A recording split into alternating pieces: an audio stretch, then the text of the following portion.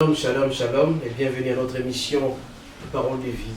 Aujourd'hui, mes bien-aimés, nous allons parler concernant la vie quotidienne dans un couple. Et notre thème s'intitule « Éviter de prendre la femme d'autrui ». Éviter de prendre la femme d'autrui. Mes bien-aimés, nous devons savoir que quand Dieu a créé l'homme, il a créé l'homme et la femme.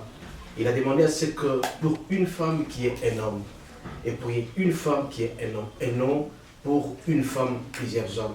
Raison pour laquelle ce matin, nous avons pensé qu'il était temps pour nous de mettre certains points sur les i concernant l'adultère ou l'impudicité que l'homme commet très souvent dans le foyer. Ainsi donc, nous allons nous appuyer sur le passage suivant, Proverbe 6, du 27e au 33e verset.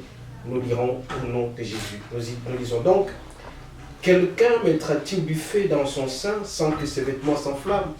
Quelqu'un marchera-t-il sur le charbon ardent sans que ses pieds soient brûlés? Il en est de même pour celui qui va vers la femme de son prochain. Quiconque la touche ne restera pas impuni. On ne tient pas pour innocent le voleur qui dérobe pour satisfaire son appétit. Quand il a faim, si on le trouve, il fera une restitution au centuple. Il donnera tout ce qu'il a dans sa maison. Mais celui qui commet l'adultère avec une femme est dépourvu de sens. Celui qui veut la perdre, qui veut perdre sa vie, agit de la sorte.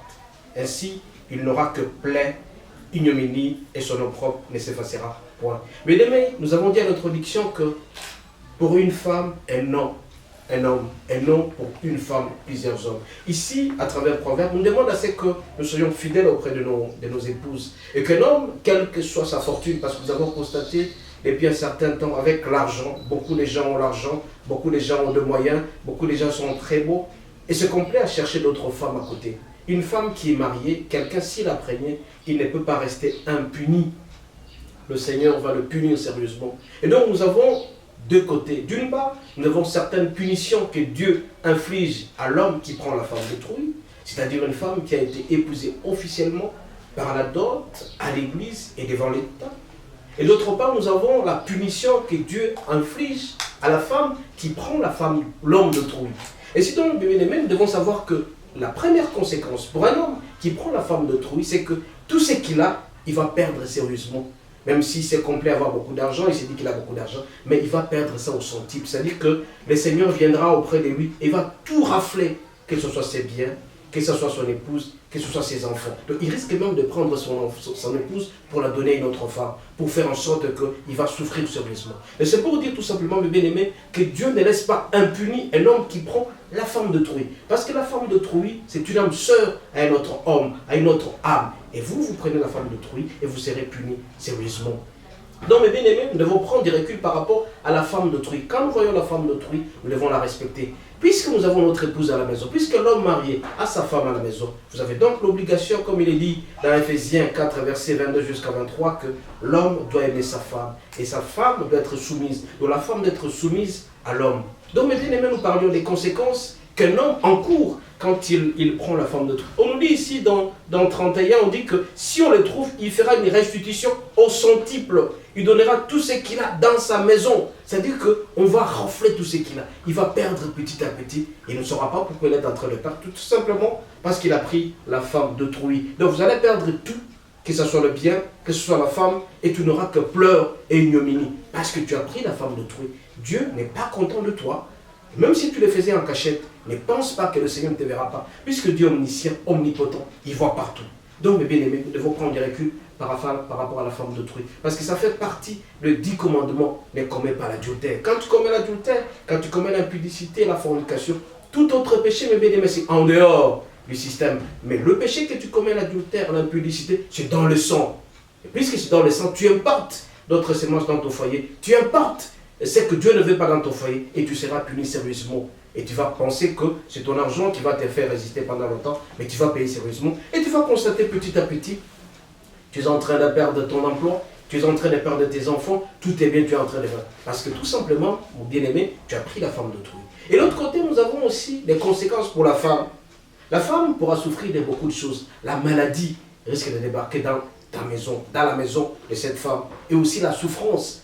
La souffrance viendra sérieusement parce que même ton mari risque de perdre son emploi parce que tu as importé, mon bien-aimé ou ma bien-aimée, les semences de l'extérieur vers le foyer. Le Seigneur veut à ce que nous vivions dans un foyer sain, Parce que le Seigneur nous demande d'être saints comme notre Père est saint. C'est une obligation, mes bien-aimés. Pour vivre en paix, nous devons prendre du recul par rapport au péché, et particulièrement l'adultère et l'impudicité. Parce qu'on nous dit, est-ce que quelqu'un mettra du fait sur le sol sans pour autant que le vêtement les brûle? Donc quand tu mets, tu prends la forme d'autrui, donc tu seras brûlé toi-même et tu vas le constater à travers tes finances. À la maison, la maladie va commencer. Tu risques de tout perdre. D'où l'obligation de nous attacher tout simplement auprès du Seigneur. Il faut lire régulièrement Proverbes. C'est là qu'on nous donne beaucoup de sagesse. Quand tu prends la forme d'autrui, tu seras puni sérieusement. Même si tu le fais en cachette. Tu penses que tu as pris l'avion avec la forme d'autrui et que là tu seras protégé. Tu te trompes, mon bien-aimé.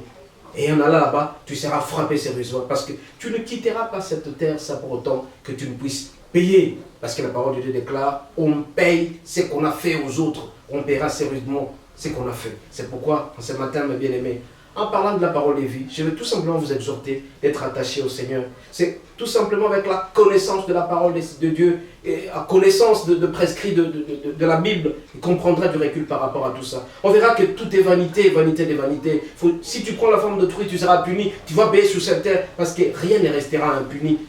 Tu seras puni sérieusement. Et toi, la femme, qui sait que c'est un homme d'autrui, et tu prends cet homme-là, tu seras puni parce que tu mets à mal ton ami qui est à la maison et qui appartient à cet homme-là. Et bien aimé, ce matin, il est très important pour nous de pouvoir nous rapprocher du Seigneur et de savoir que le Seigneur seul peut nous aider. Il est difficile, c'est vrai, quand on a l'argent, on est ivre d'argent, on pense qu'avec l'argent, on peut tout acheter. On peut acheter toutes les femmes d'autrui, on peut faire tout ce qu'on veut parce qu'on a l'argent. Mais n'oublions pas qu'il y a toujours des punitions. À chaque péché correspond une punition. À chaque punition correspond un péché. Et donc, si tu fais ça, tu seras puni sérieusement. Il ne faut pas tolérer. Ça sera puni. Sois vraiment rassuré. Le Seigneur nous demande à ce que nous puissions être attachés à lui. Mais ça, nous sommes incapables. Parce que l'argent crée de la folie. Même certains succès créent de la folie. Beaucoup de gens font des succès. Et quand ils ont beaucoup de succès, ils commencent à faire du n'importe quoi. Nous devons nous contrôler, mes bien-aimés. Nous devons demander à ce que le Saint-Esprit nous accompagne, qu'il soit avec nous, qu'il entre dans nos cœurs. Surtout pendant cette période, nous allons nous préparer pour la Pâque, que le Seigneur soit avec nous, qu'il nous donne l'intelligence et la sagesse de prendre du recul par rapport au péché. Surtout par rapport au péché de sang. C'est le sang seul, à travers l'impudicité, qui peut nous salir et peut nous faire rater le royaume des cieux. Le Seigneur nous aime et il veut à ce que nous puissions être attachés à lui. L'objectif du Seigneur, le but du Seigneur, que nous soyons très heureux. Il dit ceci, c'est lui qui me plaît, il sera sous ma protection. Nous aussi, mes bien-aimés, nous devons être sûrs et certains que le Seigneur prend soin de ses enfants. Quand tu es enfant de Dieu, c'est que tu reconnais la puissance du Seigneur qui prendra du recul par rapport au péché. Mes bien-aimés, quand tu marches avec Dieu, tu fais ce que le Seigneur veut que tu fasses. Tu seras très heureux et tu seras très à l'aise. Et en évitant le péché, particulièrement l'impudicité, l'adultère, la fornication, on est très heureux. Il faut faire comme Daniel. Daniel a fait confiance en Dieu. Il a placé toute sa confiance en Dieu. Vous aussi devez faire confiance en Dieu. En plaçant votre confiance en Dieu, vous allez aimer votre femme. Chaque fois, le soir quand vous êtes là, il faut demander à Dieu d'augmenter son amour auprès de lui. Que vous augmentiez l'amour auprès de Dieu. Augmentez aussi votre amour auprès de votre épouse et de vos enfants. C'est à ce moment-là seulement que vous serez très équilibré. Votre équilibre en dépend, mes bien-aimés, en aimant votre femme. Alors il faut faire en sorte que votre femme soit très heureuse à la maison, qu'elle soit gaie. Quand elle est gaie, vous n'irez jamais à côté. Et vous, femmes qui êtes en train de m'écouter à cet instant, évitez d'aller en dehors de votre mari. Si vous allez en dehors de votre mari, vous allez amener la maladie, l'impudicité, la pauvreté va vous envahir. Le Seigneur seul peut nous aider. Sollicitons ainsi donc, mes bien-aimés, ce matin, la présence du Saint-Esprit, l'esprit de l'intelligence, de la sagesse, de l'intégrité, de la justice. Faisons comme Abraham qui a signé l'alliance avec Dieu. Nous aussi, nous devons signer régulièrement l'alliance avec Dieu. Nous devons l'aimer davantage. En aimant Dieu, nous serons très heureux et très contents et tout ira mieux. Cherchons nos bénédictions. Qu'un couple qui est béni, un couple où l'homme aime sa femme et la femme est soumise à l'homme, c'est Dieu qui sera là. Et toutes les bénédictions vont aller de l'avant. Évitez de vous disputer, évitez les querelles. La femme d'autrui crée toujours des querelles. La femme d'autrui cherche votre emploi. La femme d'autrui vous amène la maladie. La femme vous amène tous les problèmes, tous les désordres dans votre vie. Soyez sages, soyez sûrs et certains que le Seigneur vous aimera tant que vous serez attachés auprès de lui. C'est maintenant, mes bien-aimés, nous devons éviter de prendre la femme d'autrui. Nous devons aimer nos femmes. Nous devons demander à ce que nos femmes soient soumises. Quand elles sont soumises à nous, et le Seigneur nous donnera l'amour de les aimer davantage. Tout simplement, cherchons les moyens pour les mettre très à l'aise dans ce que nous faisons. Nous allons prier le Seigneur à cet instant.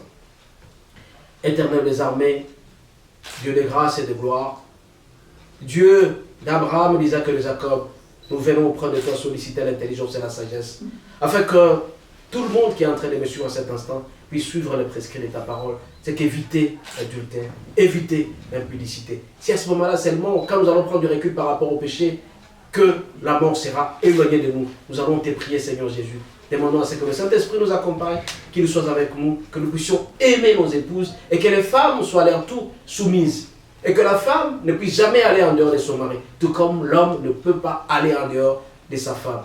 Nous devons éviter cela pour te faire plaisir. Si à ce moment-là, seulement que tu seras avec nous, nous allons faire l'essentiel. Nous sollicitons donc, notre Dieu, la présence du Saint-Esprit, Esprit de l'intelligence et de la sagesse, qu'il entre en nous, que ça ne soit pas nous qui vivions, mais que ce soit le Saint-Esprit et le Christ qui vivent à nous. Et à ce moment-là, seulement nous te rendons plaisir. Nous t'avons ainsi prié au nom de Jésus. Amen. Amen. Nous rappelons ici que notre numéro apparaît au bas de la page, et plus 243 81 32 11 705. Pour ceux qui veulent avoir certains conseils, ils peuvent être avec nous. Nous allons échanger sérieusement. Nous rappelons ici qu'en date du 3 avril, nous aurons un séminaire ici à Maténa-Ministrie. Ça sera de 16h à 17h30. Notre thème portera sur la puissance de la croix. La puissance de la croix, parenthèse, la résurrection du Christ. Nous allons essayer un peu de montrer comment la Pâque est d'une importance capitale dans la vie de chrétien. Nous parlerons aussi de la Sainte Seine, ce qui est très important. Encore une fois, que Dieu vous garde. Soyez bénis. À la prochaine. Ciao. Amen.